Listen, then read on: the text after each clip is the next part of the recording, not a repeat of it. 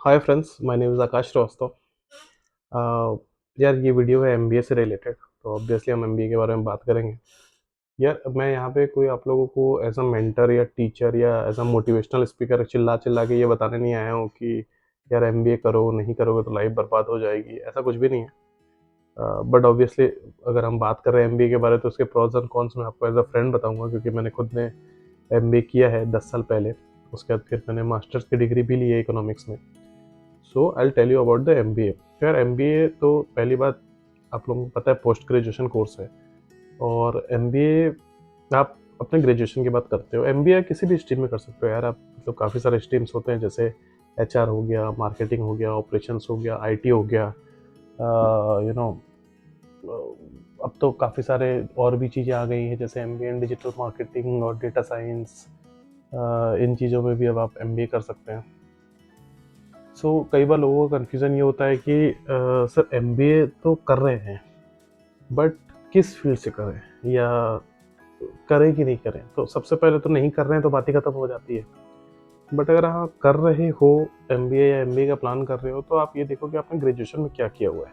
Generally उससे बहुत ज़्यादा फर्क नहीं पड़ता है, क्योंकि हम सबको पता है हम ग्रेजुएशन में क्या ही पढ़ते हैं। बट फिर भी फॉर एन एग्जाम्पल मैं आपको बता दूँ, जैसे आपने बी.कॉम किया हुआ है, तो ज़रूरी नहीं है कि बी.कॉम के बाद आप एम.कॉम ही करो, या बी.कॉम के बाद आप कुछ और नहीं कर सकते, या बीए आपने किया तो बीए के बाद आप एमए ही करो, या बीएससी के बाद आप एमएससी ही करो, या बीटेक के बाद आप एमटेक ही करो। ऐसा कोई भी कंपलसरी नहीं है। तो सबसे पहले ये चीज़ आप अपने माइंड से हटा सकते हैं, राइट। अगर फॉर एन एग्जांपल आपने किया है ग्रेजुएशन, बी.कॉम आपने किया है, आपने अकाउंट्स पढ़ा है, तो आप एमबीए जब आप करने जाते हो तो एक अगर आपको लगता है आप अकाउंट में बहुत अच्छे हो या ठीक ठाक भी हो, थोड़ा आपको समझ में आता है कि हाँ यार बेसिकली अकाउंट्स है क्या, फाइनेंस क्या है, and you are good with numbers, तो आप जा सकते हो एमबीए इन फाइनेंस, जो कि एक कोर सब्जेक्ट होता है। एमबीए इन फाइनेंस करने के बाद आपकी जॉब अगर देखा जाए तो वो लग सकती है सभी तरीके के, सबसे पहले तो सभी तरीके के बैंक्स आपके लिए ओपन हो जाते हैं।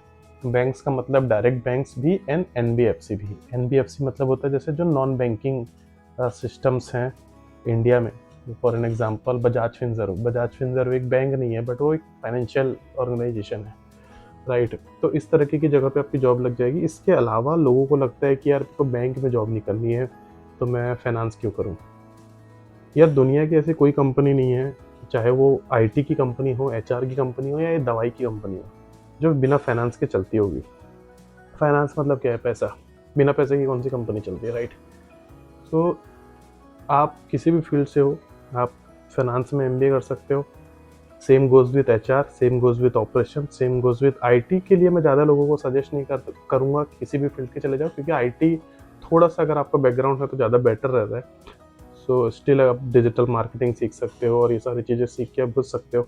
अब तो काफ़ी सारे सर्टिफिकेशंस भी हो गए हैं, जैसे गूगल एनालिटिक्स के कर सकते हो, आप एसईओ कर सकते हो, डेटा साइंस सीख सकते हो, एआई एंड एमएल सीख सकते हो।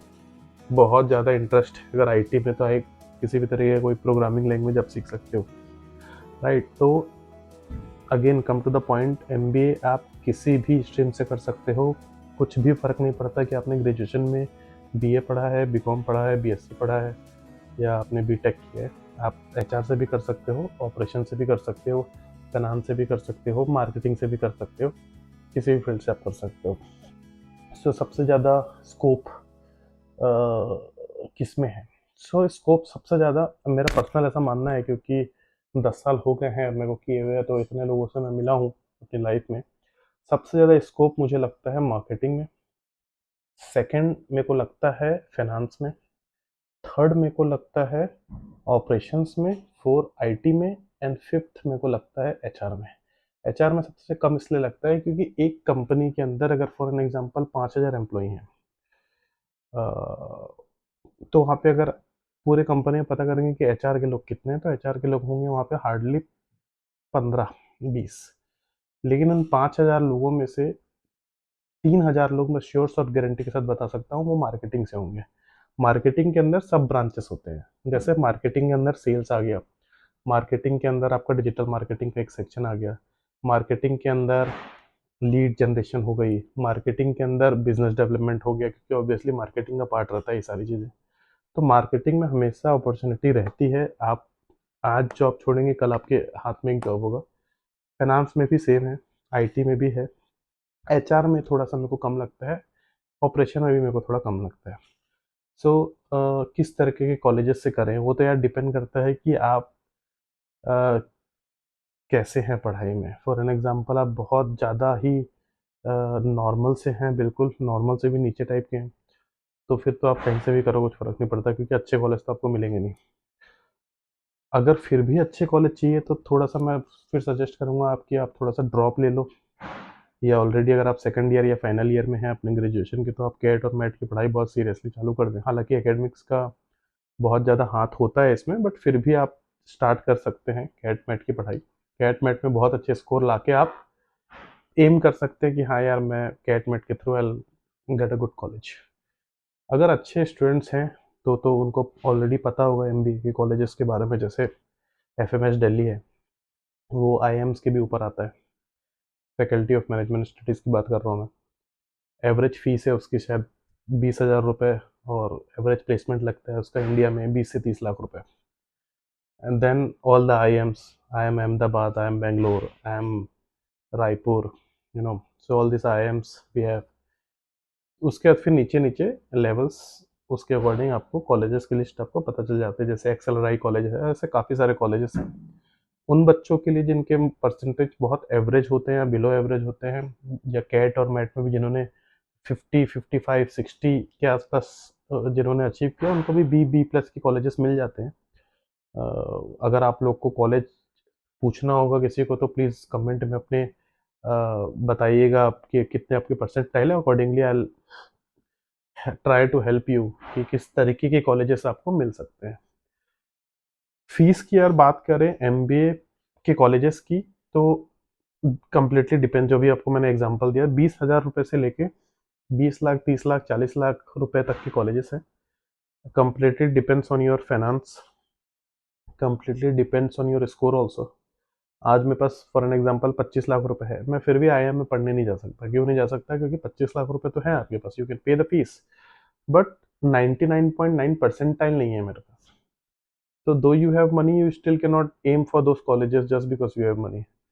तो एक तो ये बहुत इंपॉर्टेंट चीज़ है कि आपके कितने परसेंटाइल आए हैं, उसके अकॉर्डिंग आप कॉलेजेस प्लान करो।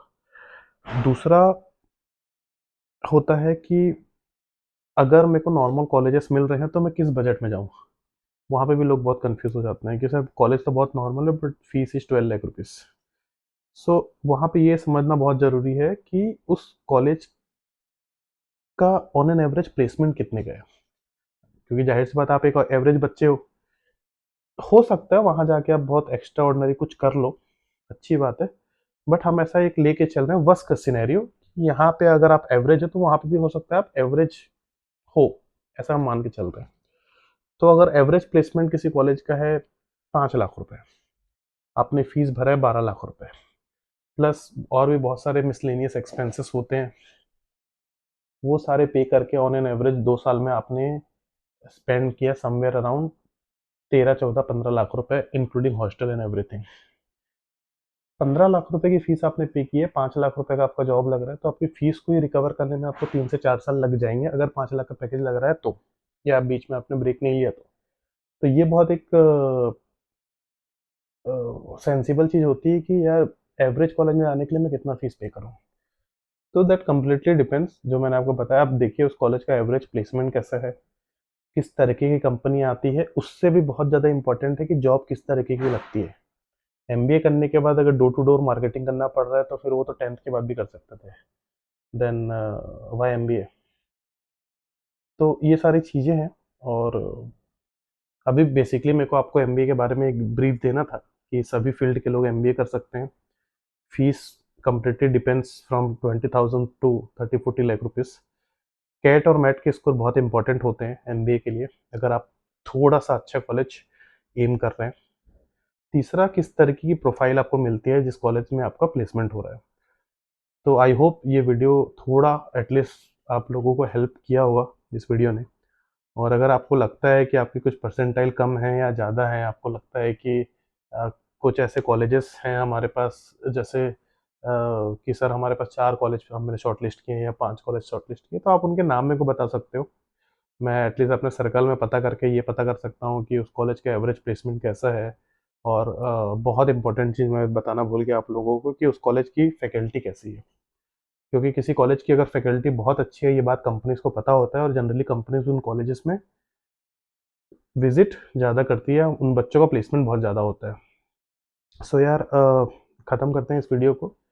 कोई भी हेल्प लगे आपको, आप बिल्कुल लाइक करने तो खैर नहीं बोलूँगा वो, बट कोई भी आपको हेल्प चाहिए तो आप कमेंट कर सकते हैं। कमेंट में आप अपने क्वेश्चन लिख सकते हैं। I will 100% try to revert you as soon as possible. और लगता है आपको कि वीडियो अच्छी रही, थोड़ी एटलीस्ट 5% 10% भी आपके लाइफ में कुछ हेल्पफुल हुआ है फॉर एमबीए, तो आप चैनल सब्सक्राइब कर सकते हैं एंड सजेस्ट कर सकते हैं कि नेक्स्ट वीडियो आपको किस चीज़ में चाहिए। वैसे मैं नेक्स्ट वीडियो कंपैरिजन करने जा रहा हूँ एमबीए एंड पीजीडीएम के लिए। इसके अलावा भी आपकी ऐसी कोई डिमांड है तो आप कर सकते हैं and will surely try to make a video on that. Thank you so much.